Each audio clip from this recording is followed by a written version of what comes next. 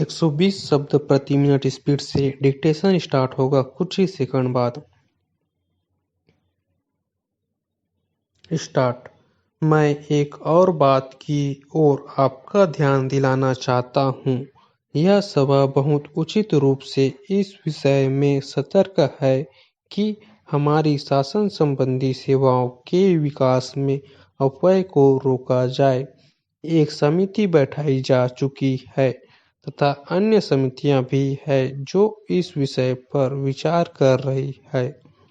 इस बात को ध्यान में रखिए कि भारत सरकार को जो कि 15 अगस्त 1947 से कार्य कर रही है, अब तक की किसी भी भारत सरकार की अपेक्षा अधिक समस्याओं का सामना करना पड़ रहा है। एक तो पहले ही सरकारें सामाजिक ध्येय को जो उनके सामने होता था अपना मुख्य कार्य या उतने ही महत्व का कार्य नहीं समझती थी जितना कि हमें समझना चाहिए। दूसरे, यह विदेशिक मामलों का क्षेत्र ले लीजिए जिसके बारे में मैं बोल रहा हूँ। उस समय कोई विदेशिक मामले नहीं थे। हमारे लिए अपने वैदेशिक और अंतर्राष्ट्रीय स्थिति का निर्माण करना एक बिल्कुल नया प्रयास रहा है जिससे लाजमी तौर पर हमें यहाँ और विदेशों में अपने कर्मचारी वर्ग में बहुत काफ़ी वृद्धि करनी पड़ी है और बहुत धन व्यय करना पड़ा है। यह हो सकता है कि कुछ बचत की जा सकती हो, उस पर विचार करना पड़ेगा और देखना होगा। लेकिन आप स्वतंत्र राष्ट्र होते हुए उन वैदेशिक संबंधों के बिना काम नहीं चला सकते। भारतीय सारे संसार में फैले हुए हैं, हमें उनके हितों को देखना है। प्रवासी भारतीयों के अतिरिक्त और भी हमारे हित है जिन्हें हमें देखना है। एक स्वतंत्र देश के लिए, विशेषकर भारत जैसे महान और बड़े देश के लिए, यह बिल्कुल असंभव है कि वह विदेश व्यापार गृहों, विदेशी दूतावासों और विदेशी व्यापार मंडलों आदि के साथ ऐसे संबंध स्थापित किए बिना अपना अस्तित्व बनाए रख सके। पैरा।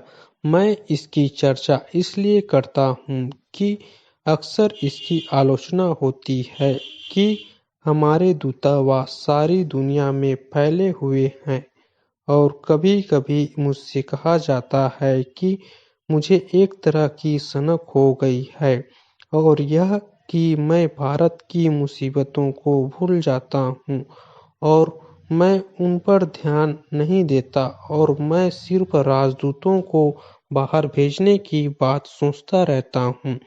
मैं चाहूँगा कि यह सभा इस मामले पर विचार करे और इसके संबंध में बिल्कुल स्पष्ट रूप से समझ ले। इससे पता चलता है कि लोगों को इसकी काफ़ी समझदारी नहीं है। पैरा। अब सूचना और रेडियो के संबंध में मैं कहूँगा कि सूचना और रेडियो इन दोनों विषयों पर मंत्रालय ने मुझे पूरे ब्यौरे दिए हैं जिनमें अनेक विशेष बातें हैं। मैं उन्हें इस सभा में सामने पढ़ूंगा नहीं क्योंकि इसमें बहुत समय लग जाएगा और जो बहुत से आंकड़े दिए गए हैं उन्हीं में यह सभा फंस जाएगी। लेकिन इस सभा को इन ब्यौरों को जानना अवश्य चाहिए और मैं मंत्रालय को सुझाव दूंगा कि वह उन्हें इस सभा के सामने और जनता के सामने उचित रूप में रखे जिससे कि वह समझ सके कि क्या हो रहा है।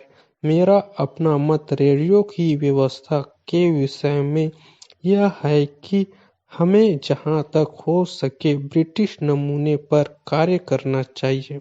अर्थात अच्छा यह होगा कि हम सरकार की अधीनता में एक अर्ध स्वायत्त संस्था कायम करें जिसकी नीति अवश्य ही सरकार द्वारा नियंत्रित होगी लेकिन जो अन्यथा सरकारी विभाग के रूप में नहीं बल्कि एक अर्ध स्वायत्त संस्था के रूप में चलाई जाएगी। स्टॉप। डेली इसी तरह के न्यू डिक्टेशन पाने के लिए इस चैनल को लाइक, शेयर एंड सब्सक्राइब करना ना भूलें। Thanks for watching.